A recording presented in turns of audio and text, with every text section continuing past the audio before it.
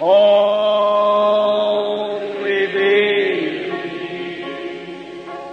ध्यान देंगे। Hallelujah, hallelujah. हाथ खड़ा करेंगे हम सब। हालेलुया। हम सब हाथ खड़ा करेंगे। रोटी पर कोई कंप्रोमाइज नहीं। इससे डबल गर्मी में आपको भूख लगी हो तो रोटी खाओगे आप, छोड़ोगे नहीं आप। हालेलुया। हालेलुया। लेकिन ये भी एक रोटी है, याद रखना, उस रोटी के बगैर हम जी सकते हैं। आमीन। क्या होगा, क्या होगा, मर जाएंगे हम। लेकिन अगर हम मर गए और दूसरी जन्म में फिर मर गए तो फिर हालात ठीक नहीं है। हर किसी ने इस दुनिया से जाना है तो इस रोटी को हासिल करें। हालेलुया। हमने पढ़ लिया था, ऐ फकीर और फरीसियों तुम पर अफसोस, क्योंकि तुम सफेदी फिरी हुई कब्रें हो। तुम हो यानी तुम ऐसे हो जिन्होंने अपने ऊपर पेंट किया हुआ है, अपने आप को मेक बिलीवर बनाया हुआ है। हालेलुया। खुदा का शुक्र हो। आज का हमारा टॉपिक बड़ा जबरदस्त टॉपिक है, हुस्न धोखा। आमीन। हुस्न क्या है? धोखा। बैठिए, खुदा आपको बरकत दे आज के कलाम के सुनाए जाने पढ़ाए जाने के मुताबिक। और अगर किसी पर भी किसी भी तरह की मुश्किल है तो मेरी दुआ है वो आज इस कलाम के सदके में, इस कलाम के बायस आपकी जिंदगी से हट जाए। हालेलुया। और आप आजाद हो जाए, आपका दिल आजाद हो जाए, जहन आजाद हो जाए। Hallelujah, hallelujah. कौन कौन है जो आजादी चाहता है? कौन कौन है जो आजादी चाहता है? हालेलुया। लेकिन याद रखिएगा, आजादी लगती बहुत अच्छी है, लेकिन कुछ लिमिट्स के अंदर, कुछ हदूद के अंदर आकर ये आजादी, कुछ जगहों पे आकर ये आजादी ठीक नहीं है। तो हमें आजादी भी खुदावंद की आजादी चाहिए। आमीन। दुनियादार जब आजाद होते हैं तो दुनियादारी में पड़ जाते हैं। हालेलुया। और दुनियादारी में पड़े हुए लोग मुसरफ होते हैं। हालेलुया। लूतियों की नस्ल होते हैं। आमीन। बाइबल में तस्करा है, लूतियों की नस्ल ना बनना। अब लूतियों की नस्ल का मुतालिक आप जानते हैं, दुनियादार। हालेलुया। सर से लेके पांव तक दुनियादार थे वो। और आज का हमारा टॉपिक क्या है? हुस्न क्या है? धोखा है। अब लोग कहेंगे भाई ये जो हुस्न है इस पर तो किसी का कंट्रोल नहीं है। एक बच्चा या बच्ची पैदा होती है तो वो पैदाइशी तौर पर ही अच्छी शक्ल सूरत की होती है। मैं इसको अच्छी शक्ल सूरत क्या है? अब अच्छी शक्ल सूरत क्या है ना, आम शक्ल सूरत के साथ क्या हो जाएगा? नाइंसाफी हो जाएगी। आमीन। तो अच्छी मैं इसलिए कह रहा हूं क्योंकि बार बार मुझे खूबसूरत कहना ना कुछ ज्यादा वो लोगों को जंप लगता है। हालेलुया। क्योंकि ये तमसीली अंग से मैं आज बात करने लगा हूं। पाक कलाम में लिखा है, पाक कलाम में जो कुछ लिखा गया जरूर है कि खोला जाए। तो ये क्या लिखा था इंसान की किताब में, उसने क्या अनुभूत की है? हुस्न धोखा है और दूसरी क्या चीज है? बेसबात क्या है? पूरी याद क्या थी? जमाल बेसबात है। हुस्न धोखा है और जमाल क्या है? अब बेसबात का मतलब है जिसकी कोई बुनियाद ना हो। आमीन। आपने देखा होगा बड़े बड़े नामी ग्रामी लोग, मैं वो लफ्ज इस्तेमाल नहीं करना चाहता क्योंकि फिर लोग यहाँ हमारे एशिया की जो कलीसियाएं हैं वो पादरी पे बड़ी उंगली उठाती हैं। आमीन। जब आप यूरोप के या वेस्टर्न कंट्रीज के लोगों को देखें जाके, आमीन, मगरबी कलीसियाओं को देखें तो वो सीधी सीधी बातें करते हैं, सीधी सीधी। और हम यहाँ पे कहते हैं भाई जी शर्म आती है। क्या आती है? कभी कभी ये भी कहते हैं पादरी साहब मुझे शर्म नहीं आती। मुझसे नहीं कहते। बंदा सोचे कि अगर पादरी को शर्म नहीं आ रही, आपको लगता है तो कलाम को इसका मतलब नहीं आ रही, क्योंकि कलाम ने लिखा है हुस्न धोखा है। कलाम ने लिखा है लूत की बेटियां चली गई लूत के पास। कलाम ने लिखा है कि नूह पीकर नंगा हो गया। कलाम ने लिखा है। हालेलुया। याद रखें, बातों में है, इन बातों में आपके लिए जिंदगी है। जिंदगी हासिल करने के लिए जिसने की शर्म उसके फूटे, जिंदगी हासिल करने के लिए जिसने की शर्म उसके फूटे। तो करम का मतलब आप बताएंगे अंग्रेजी में? कौन बताएगा? वैसे भी उर्दू में बता सकते हैं, मानी अल्फाज आप बता सकते हैं। बताएं। करम, नसीब। और कोई पढ़े लिखे बच्चे हैं? बोलिए बोलिए बोलिए। फूटे करम, कर्मा लिया। वो बात समझे हैं? ये वो वाला कर्म नहीं कि तेरा कर्म हो जाए, नहीं। वो कर्म भी जो होता है वो कर्मा वाले पे, कर्मों वाले पे ही होता है, कर्मों वाली पे ही होता है। गहराई में जाइएगा जरा। हालेलुया। हालेलुया। तो कर्मों का मतलब है, आपको पता है क्या कर्म किए हैं? कर्म क्यों किए हैं? क्योंकि कर्मों के अंदर कर्मों वाले ने कुछ किया था। और इसका मतलब अंग्रेजी में नसीब, मुकद्दर, डेस्टिनी। डेस्टिनी, आपकी डेस्टिनी क्या है? आमीन। हालेलुया। हालेलुया। तो आज हम देखते हैं के दुनिया के अंदर जो पैदा हो चुके बेहतर शक्लो सूरत वाले, अगर वो साधकों की नस्ल से नहीं है, मिसाल के तौर पर साधकों की नस्ल से होने का मतलब जिस घर से पैदा हुए हैं वो वाला साधक नहीं। मिसाल के तौर पर एक पादरी के घर में एक बेटी पैदा होती है या बेटा पैदा होता है, आमीन, तो वो साधक की नस्ल नहीं है। समझ नहीं इसको। जो पादरी बिशप फादर के घर में तो कुछ पैदा ही नहीं होता, आई थिंक सो, है ना, नहीं ना होता।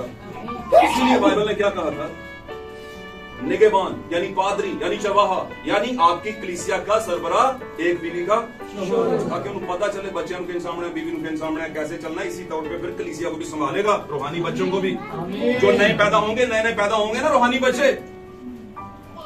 तो भाई जो नई पैदाइश लेता है ना वो है साधक की नस्ल, और साधक की नस्ल पादरी की नहीं होती, किसकी होती है? खुदा साधक है। हालेलुया। हम सब इसकी नस्ल है, जो बप्ताइज हो चुके हैं। अगर वो उसकी नस्ल है तो उसने कहा खुदा की नस्ल होकर तुम्हें वाजिब नहीं कि हाथ की बनाई हुई मूर्तों को यानी कि तालीमों को, घड़ी घड़ाई रस्मों को जो चर्चिस में सुनाई और सिखाई जाती हैं, बुतों के आगे सजदे, मुर्दों की ईद, आमीन, आमीन। कई हजार सेठ जो मर गए उनको बुलाना, उनकी रूहों को जो नमीने कहते हैं उनको, आमीन, आमीन। बुतों के ऊपर दुपट्टे चढ़ाना, आमीन, आमीन। और इसी तरह की और बहुत सी चीजें जो आपको नजर आएंगी। ये शोशाना के दिन मोमबत्तियां ले लेना और चलना, जुलूस से निकालना। किसने कहा था ये निकालो भाई? किसने कहा था?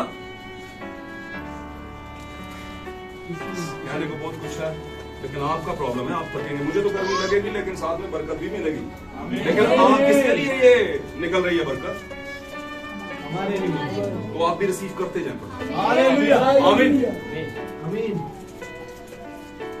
जो आंसुओं से बोलता, आंसुओं के साथ बोलता है वो खुशी के साथ काटेगा। तो आंसू थोड़े से है यहाँ, तकलीफ तो है लेकिन खुशी भी है। ऐसा कहीं हमें मिलता नहीं है। मैं खुद कहता हूँ क्योंकि मेरे भी सिखाने वाला एक मेरे अंदर बोल रहा है। वो कौन है? खुदा करूं, मैं भी सीख रहा हूँ आपसे, खुदा से, आमीन। और हम सब मिलकर सीख रहे हैं। तो क्या हुआ यहाँ पर हमने देखा कि लूतियों की एक नस्ल है, लूतियों की एक नस्ल है, और जो लूत से पैदा हुई, आमीन। फिर नूह की नस्ल के बीच में एक शख्स था जिसने क्या किया, अपने बाप को बढ़ाना देखा और इश्तिहार लगा दिया जाता, आमीन। आप देखिए, नूह एक नबी था, लूत एक मर्द खुदा था, नबी मर्द। बाइबल ने उसको नबी नहीं, और अगर कहा है कहीं तो हमें बताइएगा, आमीन। मर्द रास्त था। नबी कौन था उस जमाने में? मूसा।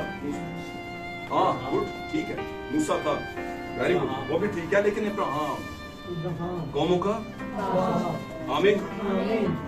और यस्सु इब्ने इब्राहिम भी है, और अगर यस्सु इब्ने इब्राहिम है तो हम उसकी मिरास में उसके हकदार, हम भी इब्राहिम की शाही नस्ल है। अच्छा, जलाल खुदा उनके नाम को मिले, समझे इन बातों को। ओके, आज का मेरा मौजू था हुस्न दो का है। ये मैं बार बार इसलिए आपको सिखा रहा हूं क्योंकि ये कोई फर्जी वो चर्च नहीं है कि एक बार बता दिया बस ठीक है, बोर्ड से मिट गया, बताना नहीं, ताकि आपको याद रहे बात किस पर हो रही है। तो ये वो नस्ल है, ये वो नस्ल नहीं जो पादरी के घर में पैदा हुई या ईमानदार बहन या भाई के घर में पैदा हुई, हालेलुया, बहुत खूबसूरत पैदा हुई, आमीन। तो वो साधक की नस्ल है जो कभी नहीं खराब होगी, कोई गारंटी नहीं। गारंटी क्या है? जब वो अपनी नई पैदाइश लेगी या लेगा वो बच्चा या बच्ची, तो फिर किसकी नस्ल हो जाएगा? साधक की। तो साधक की नस्ल गिरेगी ना एक बार, तो खुदा उसे दोबारा उठा, हालेलुया। साधक की नस्ल जाहिरी खूबसूरती पर ध्यान इतना नहीं देगी, वो तो खुदा ने उनके माँ बाप के मुताबिक ही पैदा करना ना भाई, आमीन। या जैसा खुदा ने चाहा, उसके माँ बाप तो आम से होंगे, शायद इतनी शक्लो सूरत नहीं होगी, लेकिन खुदा ने उनको एक, आमीन, एक अच्छा बेटा या बेटी दे दी, आमीन। लेकिन यहाँ पर चूंकि बात कलीसिया की हो रही है, तो कलीसिया औरत है और औरत लड़की है, और लड़की की बात हो रही है कि उसके हुस्न वो क्या है? धोखा, आमीन। और सबसे पहली गुमराही जो हुई औरत के बायस। अब यहाँ पर भाई विलियम ब्रैनम भी कहते हैं कि मैं उन बहनों के मुतल्लिक नहीं कह रहा जो साधक की बेटियां हैं, नो, उनके मुतल्लिक नहीं कह रहा। और जैसे मैंने दुआ के बीच में आपके सामने बयान किया था, दुआ आपने सुनी मेरी, सुन रहे थे ना? आमीन फिर ही कहना होता है, सुने तो आमीन होती है ना। तो मैंने कहा था भाई, क्या खुदा मैं जानता हूं कि यहां पर सारे मैसेज बिलीवर नहीं है, बपतिस्मा लिया साढ़े को मतलब उस ईमान में, लेकिन जिंदगी वैसी नहीं है। हालेलुया। तो 10 में से 5 ही अंदर गई थी। आमीन। आप एग्जाम देने जाते हैं, आप पेपर हल करते हैं, और जब आप पेपर हल करते हैं तो जवाब ठीक होता है, लेकिन फिर भी आपके 5 नंबर कट जाते हैं, आधे नंबर कट जाते हैं। क्यों? आप कहते हैं मेरे क्यों काटेंगे? हालेलुया। आप कहेंगे मैंने तो ठीक जवाब दिया। तो एग्जामिनर क्या चाहता था? एग्जामिनर आपसे कहेगा ठीक जवाब दिया, लेकिन मार्किंग स्कीम में ये जवाब ठीक नहीं आ रहा। समझे बात को? हर चीज की एक तरतीब है, एक तरीकाकार है, एक स्कीम है, एक फॉर्मूला। हालेलुया। और अगर आपने सही लाइफ गुजारी, लेकिन अकॉर्डिंग टू द बाइबल, आपके कलाम के मुताबिक आपने नहीं गुजारी, तो वो सही जवाब नहीं, आपके आधे मार्क कट जाएंगे, आधे मार्क्स आपके। और यही प्रॉब्लम किनके साथ? 10 कुमारियों के साथ। सेम सिचुएशन उस वक्त थी जब 10 कुमारियां समझ रही थी कि ऐसी सारियां उठांगी। हम सभी क्या हैं? सादर की बेटियां। हालेलुया। लेकिन हुआ क्या था? वक्त ने फैसला कर दिया कि कितनी सादर की हैं और कितनी नहीं है।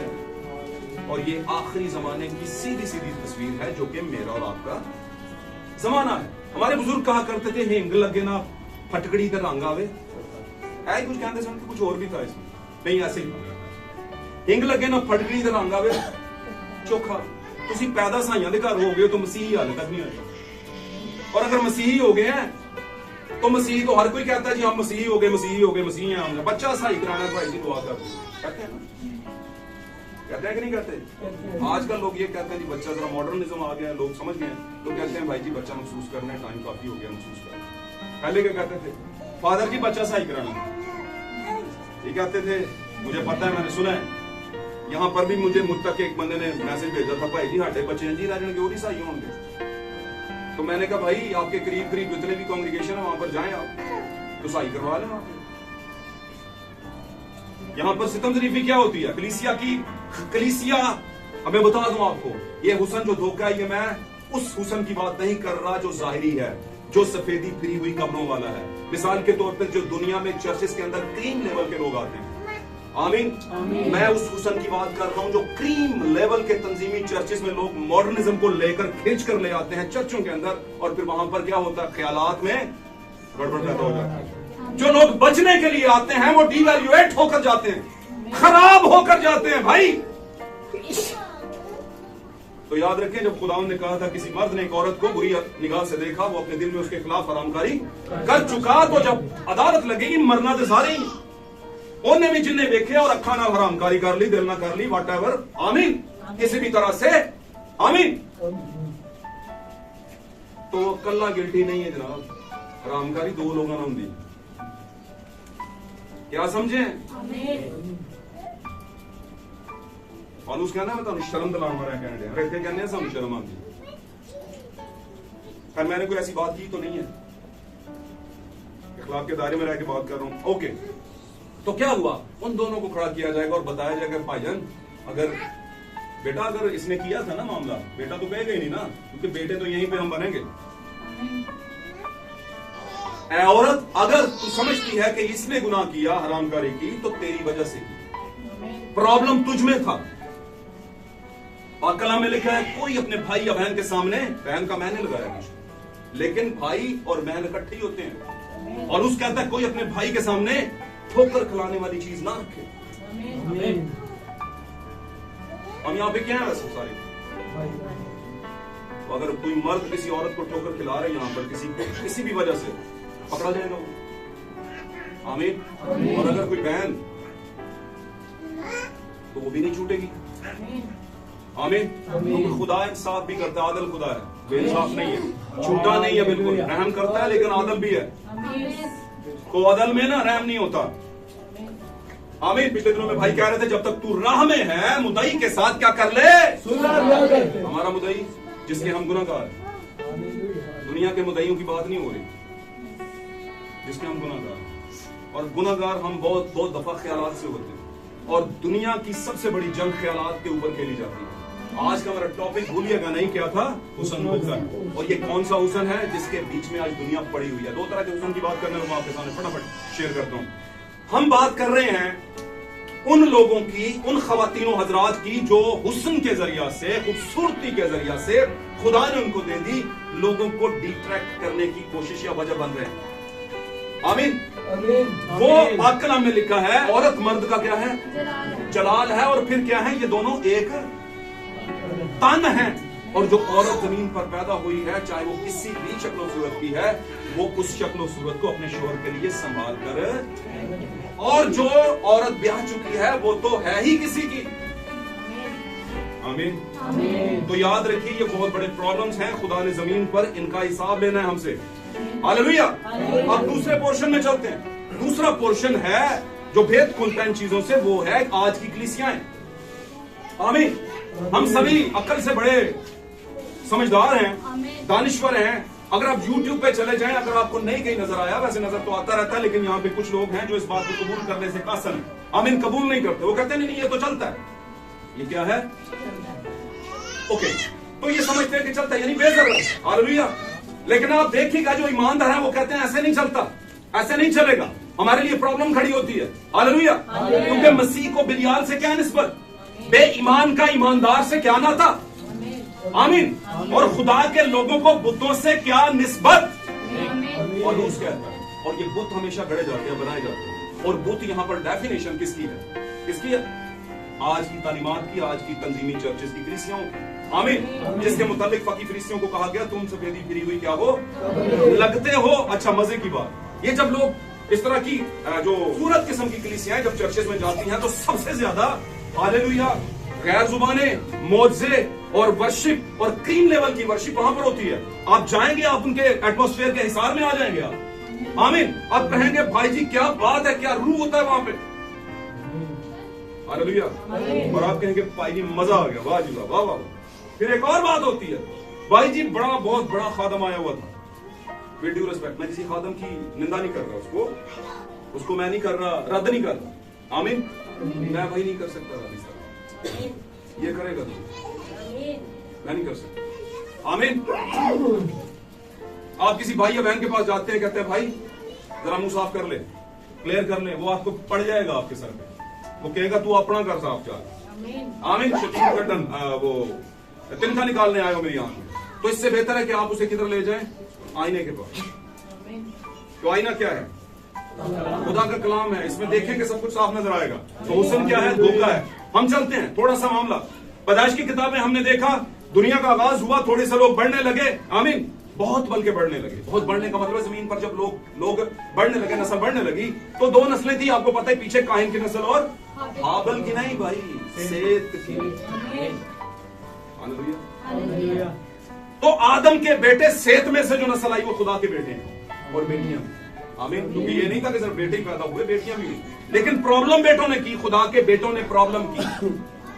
आमीन। प्रॉब्लम क्या की? आदमी की बेटियों को देख लिया। वो ये है यहाँ पे पॉइंट। हमको तो देखना क्यों होता है? देखने से बहुत कुछ होता है, इसलिए कुछ ना कुछ करना पड़ेगा हमें, रोकना पड़ेगा हमें। आमीन। आपको पता है घर उजड़ जाते हैं किस वजह से? देखने से।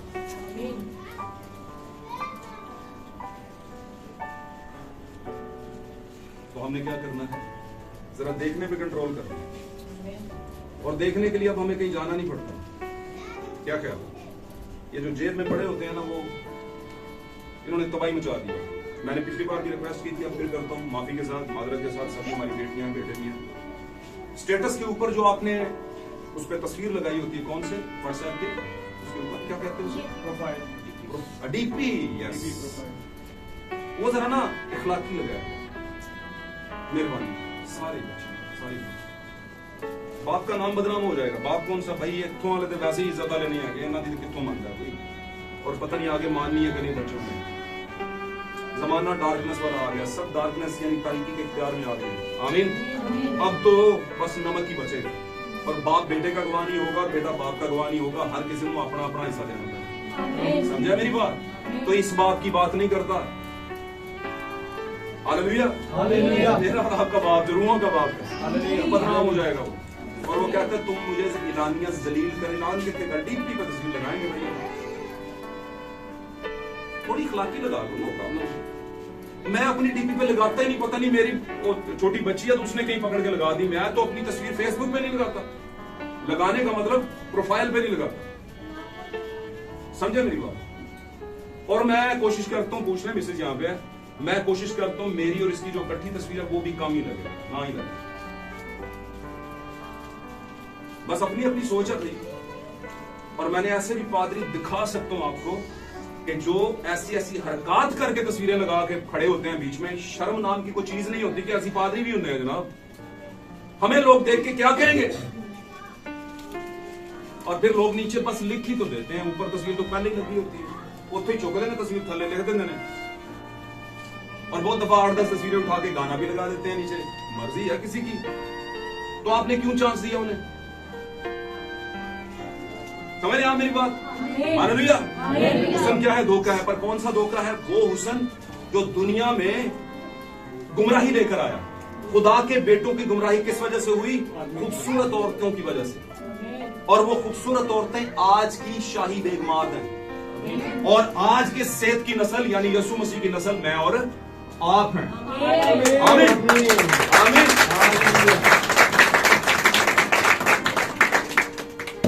लेकिन याद रखें इस बात को, इन तरह के लोग होते हैं चर्चेस के अंदर, और तीनों दावा करते हैं कि हम सेत की नस्ल है, यानी ईमानदारों की नस्ल है। पहला कौन होता है? ट्रू बिलीवर, सच्चा ईमानदार, सेत की सच्ची नस्ल। आमीन। दूसरा मेक बिलीवर, बनावटी ईमानदार, ध्रुवधारी ईमानदार, इच्छाधारी भी अगर कहो तो वो भी बुरा नहीं होगा। वो ईमानदार, ये ईमानदार बड़ा खतरनाक होता है। तीसरे वाला इतना खतरनाक नहीं होता, क्योंकि तीसरे वाले को ये होता है मरो जीवो सानू की असीं चर जाना ही, शक्ल वहानी, बस इन्ना बोल सानू ना किसी नाल गल करनी, ना किसी नाल लैण ना देण, जो मुक्केगा ते घर जाके दसांगे भाई जी असीं भी गए सा। लेकिन ये जो बीच की कैटेगरी है ना, बनावटी ईमानदार, ओए होए होए, ये ना जान छोड़ता है, लेके डूबता है बड़े बिलीवर्स को। लेकिन चूंकि खुदा ने बरगजीदगी से शुरू ही से एक प्लान रखा है कि जो मेरे हैं वो गिरेंगे भी तो मैं उन्हें, ये उसका बहुत बड़ा फजल हो गया। तो भाई तीनों दावेदार हैं कि असी भी चर्च जाने हैं, सेद दी असी भी नस्ल है, यसू दी असी भी किया नस्ल है। और इन तीनों में दो तरह के प्रॉब्लम्स हैं बहुत बड़े। आमीन। खास जो प्रॉब्लम है ट्रू बिलीवर की, मेक बिलीवर से नहीं बनती, नॉन बिलीवर से बन जाती है।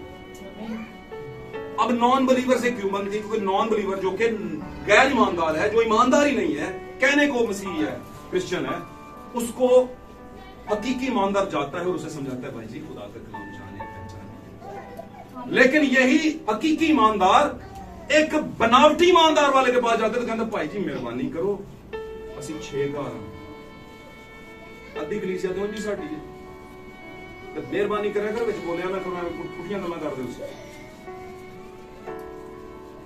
तुहानू गड्डी किहने लै के दित्ती है? ये किस्तां कौन दे रहा है? अगर यहाँ पे ऐसा नहीं है तो बहुत सी जगह ऐसा है। और पादरी बिके हुए, बिकाऊ पादरी। मैं कहता हूं अगर किसी शख्स ने, किसी भाई या बहन ने, ईमानदार बेटी या बेटे ने किसी पादरी से माफी मांगी, बख्शा नहीं करना। हम कहते हैं पादरी माफी मांगे, कभी कभी ऐसे भी हालात हो जाते हैं। तो पादरी अगर नहीं ना आपके पांव में पड़ रहा भाई, तो तानू बचाने वाले नहीं कह रहे, तानू ये क्यों नहीं अकल आंदी? प्यो दी पग नूं थल्ले सुटोगे, इत्थों तक तुसी हैं। लेकिन आजकल ऐसा कॉमन है, लोग कहते हैं इससे क्या होता है? हमारी वैल्यू तो पता चले, भाई आपकी वैल्यू तो गिरी नहीं है। हाँ, जब वो पांव में पड़ेगा फिर गिरेगी। क्यों जी भाई? फिर गिरती है आपकी वैल्यू। तो हमने अपने आप को ओवरऑल क्लियर करने की कोशिश करते रहना है। हुस्न क्या है? धोखा है। कौन सा हुस्न? जो आदमियों की बेटियों का है। और आदमी की बेटियां आज की कलीसियाएं हैं। मैं आपको लेकर जिस पॉइंट पर आ रहे हैं वो बात समझिए, आपके जमाने में लेकर आ रहा हूं। लेकिन 3 गवाह ये बता रहे हैं कि ये खूबसूरती प्रॉब्लम लेकर आई, आगाज में भी, दरमियान में भी और आखिर में भी लेकर आई। वो जो बैठी हुई थी हैवान के ऊपर, वो हैवान पानियों में था और उसके ऊपर कौन बैठी हुई है? वो कसबी हमें बन जाती है। प्रोसिक्यूट वूमन जो होती है, प्रोसिक्यूट होती इसी वजह से कि लोग खींचे चले जाएं उनकी तरफ। भाई बाइबल में इसको कसबी कहा गया है, बेश्या भी कहते हैं इसे, और भी बहुत कुछ कहते हैं। सारे पढ़े लिखे समझ वाले जानते हैं। आमीन। वो अमल जो खुदा ने अच्छे काम के लिए दिया है शादी के बाद का, आमीन, उस अमल को पहले कर देना, इसको कहते हैं खुदा की शरीयत के उल्ट होना। और जो ऐसा करता है वो बराबर है कसबी। और कसबियों की अदालत बड़ी खतरनाक है। लेकिन एक बात याद रखिएगा, कुछ कसबियां ऐसी भी थी जिन पर जो खुदावंद यीशु के पास आ गई, कदमों में पड़ गई, और जब पड़ गई तो खुदावंद ने कहा जा बेटी आइंदा गुनाह ना कर। ऐसी भी कसबियां। तो मतलब ये नहीं है कि आप कौन सी कलीसिया में पैदा हुए, कहां से बपतिस्मा लिया, कौन आपके बाप की या मां बाप की कलीसिया थी जहां पर आप जाया आया करते थे, वहां का आपने रंग रूप अडॉप्ट कर लिया, ये प्रॉब्लम नहीं है। प्रॉब्लम ये है कि अब कहां पे हैं? अब यीशु के कदमों में हैं। आंसू गिराएं जरा उसके ऊपर। आमीन। कुछ करके दिखाएं, फिर वो कहेगा जा बेटी माफ हुआ पिछला साल, आइंदा गुनाह ना करना। आमीन। तो भाई हुस्न क्या है? धोखा है। हालेलुया। लेकिन याद रखें, हुस्न धोखा किन के लिए? कमजोरों के लिए। लेकिन जो जोरावर हैं, और जोरावर कौन है? जब यीशु के पास वो कसबी आई तो क्या यीशु डिवैल्यूएट हुआ, मेल्ट हुआ? नहीं हुआ। वो तो यही सोच के आई है। आमीन। यीशु मसीह का सर के बालों से लेके पांव के तलों तक पूरे के पूरे को हम कहेंगे मसीह का बदन। हालेलुया। और वो मसीह का बदन कौन है? मैं और आप हैं। इसी तरह जैसे यीशु के बदन को वहां पर छुआ गया और कसबी ठीक हो गई। पाक कलाम में लिखा है तुम्हारी रोशनी आदमियों में चमके, और वो तुम्हारा किरदार देखकर खुदावंद के नाम को की तमजीद करें। खुदावंद के नाम की क्या करें? तमजीद करें। तो आज कलीसिया ब्राइट, मैं आपसे ये कहने की कोशिश कर रहा हूं, बताने की कोशिश कर रहा हूं कि आप देखें अपने आप, क्या आपकी वजह से कोई भाइयों को भी बहनों को भी कोई गुमराह तो नहीं हो रहा? अगर हो रहा है तो आपके गुनाह तो आपके खाते में डलेंगे, उसके भी डलेंगे। और ये कोई स्टोरी नहीं है, ये वाकया है, कलाम में ये बयान किया गया है। हालेलुया। ये खूबसूरती बदन में से निकली। सबसे पहली गुमराही हवा के जरिए हुई, और पहले 2 इंसान कामिल। पाक कलाम में लिखा है खुदा जो चीज बनाता है कभी भी कमतर नहीं बनाता, बेहतरीन से भी बेहतरीन बनाता है। और पहले 2 बेटे और बेटी को खूबसूरत बनाया। ये खुदा का एक तरीका था। आमीन। खूबसूरत बना। आमीन। मैं बेटी की बात। आमीन। लेकिन हवा ने इस खूबसूरती को मिसयूज किया। आमीन। और वो ऐसी शख्सियत की तरफ गामजन हुई, ऐसी शख्सियत की तरफ उसने ध्यान लगाने की कोशिश की, और देखा वहां पर भी क्या किया उसने? देखा कि ये फल खाने को क्या है? फल खाने को अच्छा और खुशनुमा मालूम। आमीन। तो मैं ये कहूंगा मेरे अजीजों, आज कलीसियाएं खूबसूरत, बेहतरीन, लेकिन वो खूबसूरती जाहिरी है। वो सफेदी पूरी हुई कब्रों की माने, लेकिन एक खूबसूरती है ऐसी। आमीन। एक खूबसूरती ऐसी है जिसके मुताल्लिक खुदावंद कहता है, जिसके मुताल्लिक खुदावंद ने बयान किया है कि उसकी दुल्हन जैसी कोई नहीं। मेरी दुल्हन कैसी हो? जिसके ना दाग ना धब्बा ना चोरी हो। इसको कहते हैं खूबसूरती। आमीन। इससे कहते हैं खूबसूरती। हालेलुया। और आप देखिएगा पाक कलाम के अंदर बहुत से खूबसूरत लोग हुए हैं। आप ये शायद 53 बाब जाकर पढ़िएगा, निकालिए भी, वहां पर लिखा है यीशु मसीह को जब मारा कूटा जा रहा था तो लिखा है यीशु का कोई हुस्न जमाल नहीं, कि हम उसके क्या हों? मुश्ताक हों, उसे देखने के मुश्ताक हैं। उसका कोई हुस्न जमाल और खूबसूरती नहीं। आमीन। हालेलुया। एक बात हमेशा याद रखिए, इसका मतलब ये नहीं कि यीशु को मारा गया तो फिर खूबसूरती नहीं। यीशु वैसे भी इतने उस तरह के नहीं, कॉमन मैन थे बहुत। ये जो फिल्मों में दिखाते हैं ये वो नहीं है। ये हमारी अकीदत है दुनिया की, एक्चुअली हमारी तो नहीं, लेकिन दुनिया की अकीदत रही है कि वो रूहानी शख्सियत को बड़ा खूबसूरत करके दिखाते हैं। और इसमें मैं नहीं कहता कोई प्रॉब्लम है, लेकिन इसमें बहुत सी चीजें पीछे रह जाती, पर्दे के पीछे रह जाती। मिसाल के तौर पर यीशु मसीह रूह से भरे हुए जंगल को चले गए, तो वहां पर कौन आ गया उसके पास? तो वहां फिल्म में क्या दिखाया हुआ? सांप। तो अबलीस में और सांप में फर्क है। यहाँ पर नहीं लिखा सांप आ, आमीन। वहां पर लिखा है आजमाने वाले, और वो आजमाने वाला कौन? अबलीस। और अबलीस क्या है? एक फरिश्ता है जो गिरा है। हालेलुया। बिल्कुल वो वैसे ही आया और यीशु ने उसी तरह किया। तो हुस्न क्या है? धोखा है। यीशु मसीह का कोई हुस्न जमाल नहीं था, लेकिन याद रखें उस वक्त भी कुछ ऐसे थे, पूरी दुनिया यीशु को मसलूब करने के चक्कर में थी, उसे सलीब चढ़ाने के चक्कर में थी, यानी सच्चाई का गला घोंटने के चक्कर में थी। लेकिन कुछ ऐसे थे जो जमीन का क्या थे? नमक थे, जो ये कह रहे थे कि ये तो क्या है? बेकसूर है।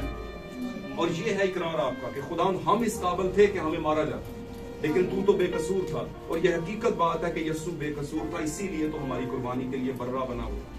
आमीन। अगर वो कसूर वाला होता तो जितना मर्जी भी सलीब पे चढ़ता, कुर्बानी हो नहीं पाती, क्योंकि जमीन पर कोई ऐसी शख्सियत और पैदा ही नहीं हुई कि जो बर्रा बन सके।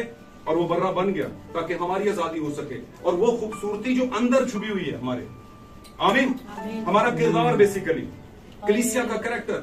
आमीन। आपको पता है कलीसिया होना एक सफर है। कलीसिया होना क्या है? एक सफर। लेकिन कलीसिया जब सफर से आगे बढ़ती है और दूल्हा आ जाता है, तो फिर वो कलीसिया से दुल्हन बन जाती है। आमीन। याद रखें इस बारे में पाक कलाम में लिखा है, पौलुस ने खतों के अंदर बयान किया, ये भेद तो बड़ा है, लेकिन मैं कलीसिया और मसीह की बाबत कहता हूं। अब कलीसिया और मसीह से आगे बड़ी बात। आमीन। तो पाक कलाम में लिखा है, आसमान की बादशाही 10 कुंवारियों की मानिंद है। हालेलुया। हालेलुया। 5 चली गई अंदर, यानी 5 है ब्राइड की तस्वीर। हालेलुया। हालेलुया। हालेलुया। आगे चलें तो पाक कलाम में लिखा है मुकाशवा की किताब में, बर्रा की बीवी ने अपने आप को उसके लिए क्या कर लिया? तैयार कर लिया। हालेलुया।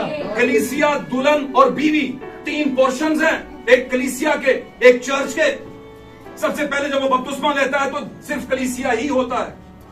आमीन। जब उनको उसका बपतिस्मा मिलता है तो वो दुल्हन हो जाता है। लेकिन जब तक यीशु नहीं आता, उसे लेकर नहीं चला जाता, उड़ान नहीं देता, तब तक वो दुल्हन ही है और बीवी नहीं है। और मैं आपको एक बात बता दूं, एक वक्त था जब कलीसिया दुल्हन बनी, उस वक्त से अब तक दुल्हन है। लेकिन इस आखिरी जमाना में थोड़ा सा टाइम एलिमेंट है, जिसके अंदर वो दुल्हन से बीवी के हक में आने वाली है।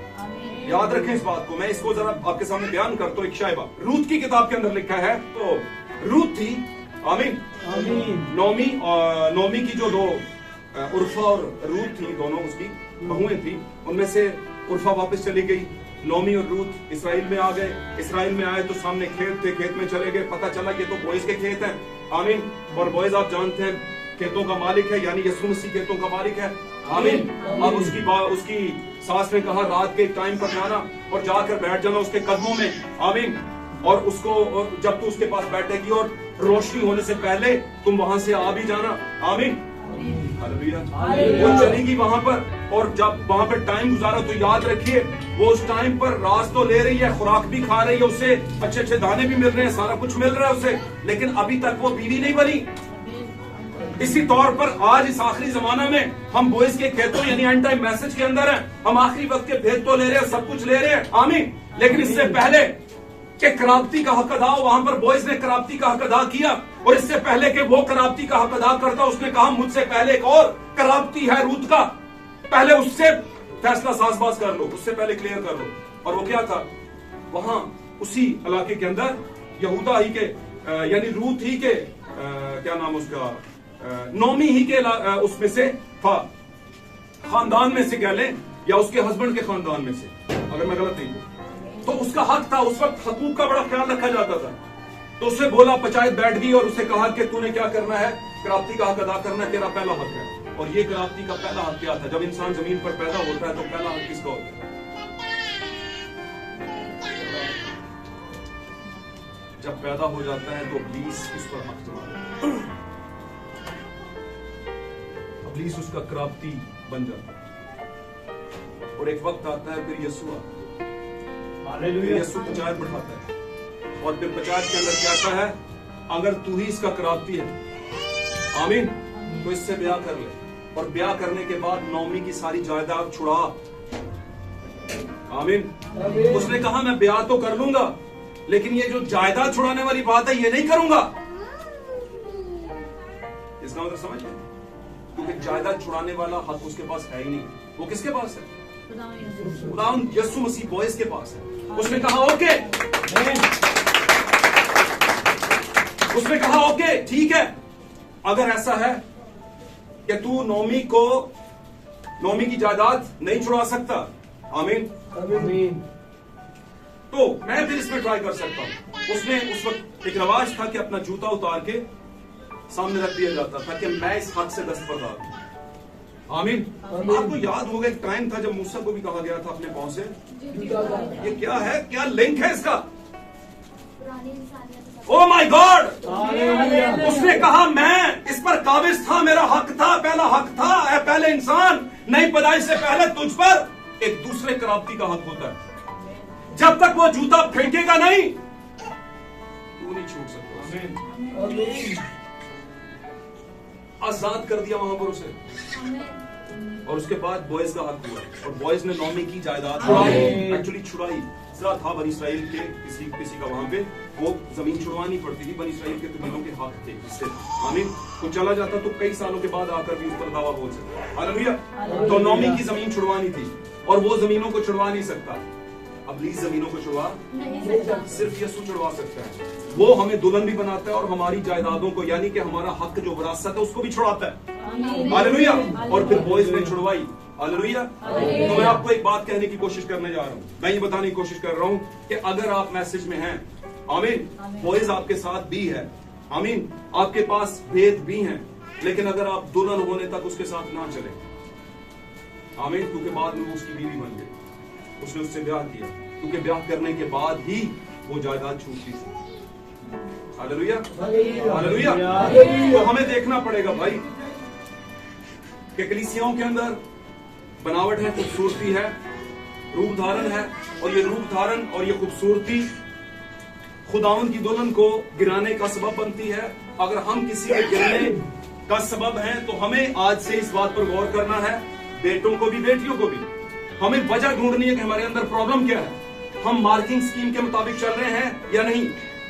हम दुआ भी बड़ी अच्छी करते हैं, वर्शिप बड़ी अच्छी करते हैं, कलाम भी बड़ा अच्छा सुनाते हैं और सुनते हैं, लेकिन हमें मार्क नहीं पूरे मिल रहे, आधे नंबर कट गए। क्यों कट गए? क्योंकि कहीं ना कहीं पर कोई ऐसा था जिससे आप किसी को जंप लग गया, कुछ ऐसा था आपकी जिंदगी के अंदर जिससे दूसरा गिर गया।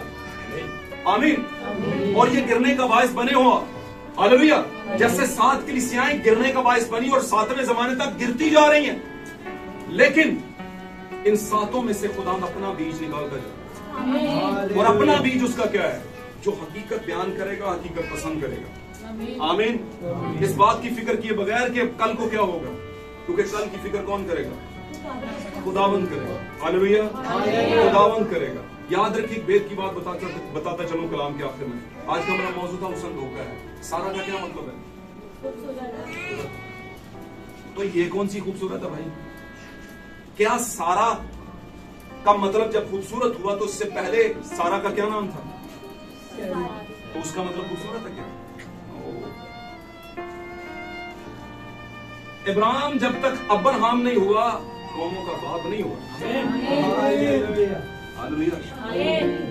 इसी तौर पर सारी जब तक सारा नहीं हुई, खूबसूरत भी। अब प्रॉब्लम यह नहीं है कि उसके चेहरे को देख के खुदा ने कहा, नहीं, एक टाइटल था, और टाइटल हमेशा खूबियों के बायस मिलते हैं। तमगे, पता है किसे कहते हैं? तमगे। लोग जीत जाते हैं, कुछ करके दिखाते हैं, कोई एडवेंचरस काम करते हैं, कुछ ना कुछ करके दिखाते हैं, तो उसे क्या मिलता है? सितारे मिलते हैं, सितारा जुरत, सितारा इम्तियाज, और फलां और वर्ल्ड कप और बहुत सी और भी चीजें। ऑनरशिप इसे कहते हैं, रिगार्ड कहते हैं। आमीन। तालियां भी बजती हैं, बहुत कुछ होता है। हालेलुया। हार भी डलते हैं। आमीन। आमीन।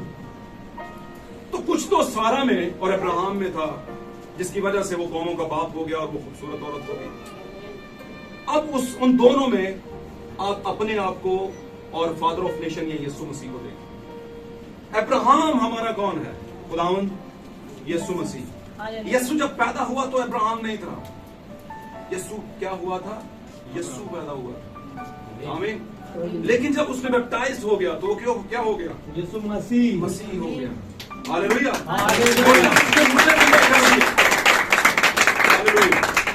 और जब उसने मुर्दे जिंदा कर दिए तो वो खुदावंद यीशु मसीह। तो ये सितारे हैं, सितारे इम्तियाज, टाइटल्स हैं जो यीशु को मिले तो उसकी दुल्हन को भी ऐसे ही पैदल पे मिलेंगे। आमीन। वो कलीसिया से दुल्हन और दुल्हन से बीवी होगी। आमीन। क्योंकि बीवी एक ऐसा रिश्ता है जो वक्त गुजारने के बाद मजबूत रिश्ता हो जाए तो उसे कहते हैं ये मेरी बीवी है। आमीन। और बीवी को ब्राइड नहीं कहते, बीवी को क्या कहते हैं? यार बीवी बोल कितनी अच्छा चलो अभी मैं भाइयों से बात नहीं करने लगा, कहते हैं आम जी गाल है। अनपढ़ भी कहता है जी वो वाइफ घर में थी सर, वो बच्चे घर में थे, वो जी लेके गए हुए थे कहीं जी वाइफ को, कहते अनपढ़ा नहीं पता। तो बीवी को क्या कहते हैं भैया? वाइफ। और दुल्हन को क्या कहते हैं? किनिया ने जड़ियां हाले तक 40 साल बाद भी ब्राइड ही हाथ खड़ा करो, एक भी ब्राइड नहीं है, सारी क्या है? वाइफ की जमा क्या है? वाइफ्स। वो एफ जो है साइलेंट हो जाता है। वाइफ्स। हाँ वाइफ्स, ठीक है। तो वाइफ्स और ब्राइड्स, ब्राइड कुछ 20 साल पहले ब्राइड बनी थी, आज वो नहीं कह सकती कि ना ही आज लोग की कहने दुल्हन कितने हुए ना कहते। तो भाई 20 साल पहले देख लिया था जो कुछ था, ये है भाई। तो 3 हैं स्टेजेस आपके लिए एक कलीसिया के लिए। सबसे पहले पानी का बपतिस्मा, आप कलीसिया हो गए, फिर रूह का बपतिस्मा, आप दुल्हन हो गए, और फिर रैप्चर। और बर्रा बीवी को लेने आ रहा है,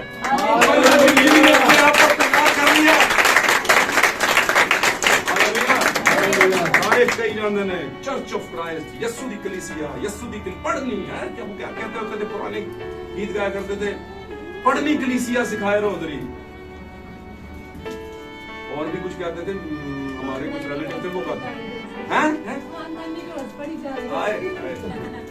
मेरी बहन यही बैठी है तेरे पास, शुक्र करे छप्पड़ जो निकल के ऐसी भी तालाब च आ गए हैं, वो ये कर रहा है पाक रूह वाले तालाब में आ गया। हमें पता चल गया, आंखें खुल गई भाई। हालांकि पलूस को एक जमाने में खुदा ने फरिश्ता बना दिया, उसने भी कहा आईना में अभी क्या दिखता है, लेकिन उसने कहा इस वक्त आने वाला रूबरू। रूबरू वाला ये वक्त है, रूबरू वाला ये वक्त है। और अभी भी कोई इस वक्त को नहीं पहचानता, तो मैं नहीं उसे कहता कि आप बदकिस्मत हो गई। लेकिन जो ट्रेन से रह जाए तो हम सोचते रहते टिकटा हाथ से तो ट्रेन निकल गई। आज चढ़ जो रब दे प्यारे वो गड्डी चली, और मजे की बात रास्ते में स्टॉप कोई नहीं है। रास्ते इन गाड़ियों के होते हैं, उसका कोई नहीं है, कोई एक ही जगह पे जाके रुकेगी। घर जाएंगे हम, हमारा घर तो ये है ही। मैं जाता हूँ तुम्हारे लिए जगह तैयार कर। याद रखे दुनिया में जिस खुदा ने खूबसूरत तरीन औरत को पैदा किया, मैं बात खत्म करने वाला, बात याद आ गई अब, क्या वो अपनी दुल्हन को बदसूरत रखी? अपने लोगों में जरूर ही बदसूरत नहीं, ऐसा नहीं है। असल में ये कैरेक्टर की बात है। इस बात की समरी को रखने मरकजी क्या है, वो क्या है? आज की सारी कलाम मरकजी हासिल कलाम जिसे पंजाबी में कहते हैं, उर्दू में। आमीन। क्या वो ये है भाई कि कुछ चीजें ऐसी हैं जिन पर आपका कोई इख्तियार नहीं, और वो क्या है? आपकी पैदाइश के बाद आपका वजूद या आपका वो कहना चाहिए कि जैसे आप नजर आते हैं, आपका वजूद, आपका जिस्म, आपका व्हाटएवर, अच्छा पर्सनालिटी, सॉरी आपकी शख्सियत, उसमें आप चेंजिंग कैसे लाएंगे? हाँ लाते हैं, कुछ लोग लाते हैं। अब नहाना धोना, साफ सुथरे रहना, आमीन।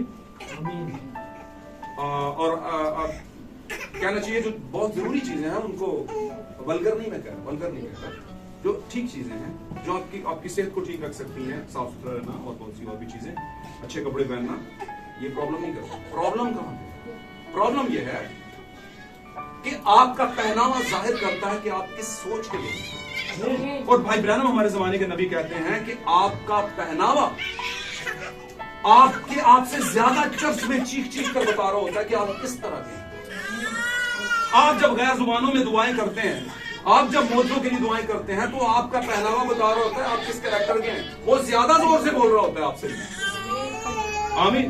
तो इसलिए बहुत सी चीजों को लिमिट रखना चाहिए या हदूद में रखना चाहिए। उनको बाइबल अपना चर्च के अंदर नहीं लेकर आना चाहिए, क्योंकि यहाँ पर आपको पता है पाकला में लिखा हुआ है मत्ती की इंजील के अंदर, जब तुम उस ठोकर खिलाने वाली चीज को खुदा की हैकल में नस्ब किया हुआ देखो तो वहां से भाग जाना। अब वो ठोकर खिलाने वाली चीज क्या थी इस पर बात नहीं करता, लेकिन थी तो चीज ही ना। ठोकर तो लगी। आमीन। तो खुदावंद ने कहा वहां से भाग जाना। भाईजान, जब यूसुफ के सामने ठोकर खिलाने वाली एक चीज आई, याद है आपको? भाइयों से पूछना, बहनों से नहीं, उनको तो सब पता है जो ध्यान देते हैं। कौन सी आई थी भाई? यूसुफ जो 12 बेटों में से एक था। ठोकर खिलाने वाली चीज कौन सी आई थी?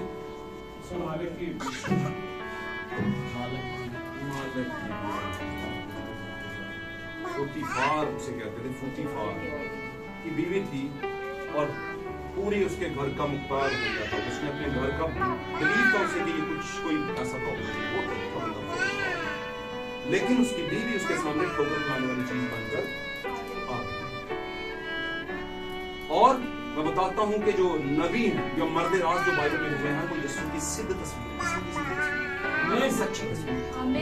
आमीन।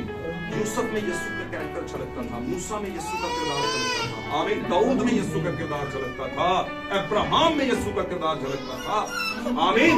आबल में यीशु का किरदार झलकता था, सेत में और पहले आदम में यीशु का किरदार झलकता था, आमीन। तो यूसुफ के सामने ठोकर खाने वाली चीज आ गई तो यूसुफ क्या खड़ा रहा? लुढ़की प्रोग्राम। और वहां पर लिखा है जब खुदा के घर में कोई ठोकर खिलाने वाली चीज नस्ब की हुई समझो, नस्ब का मतलब रखी हुई समझो, पड़ी हुई समझो, बैठी हुई समझो, तो भागो, क्योंकि कहीं ना कहीं पर करैक्टर को खराब करेगा वो। कुछ समझ आर्टिकल?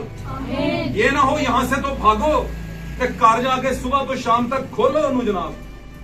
टिकटॉक धोखा है और जमाल बेसबात है, इसकी कोई बुनियाद नहीं। लेकिन एक हुस्न और एक जमाल ऐसा है जो सारा क्या और सारा कोई और नहीं, मैं और आप क्योंकि इसका हस्बैंड जो है वो कोई और नहीं है, कौमों का बाप है इसका हस्बैंड जो है, आमीन। और वो दावा करता है भाईजान, अपने दिल में ये ख्याल मत करो कि इब्राहिम की नस्ल हो, क्योंकि इब्राहिम तो अपने लिए मेंबर जो है ना, औलाद इन पत्थरों से निकालेगा, यहां से कोई नहीं निकाल सकता, आमीन। और इससे पहले कि इब्राहिम था, फादर ऑफ नेशन, मैं हूं फादर ऑफ नेशन।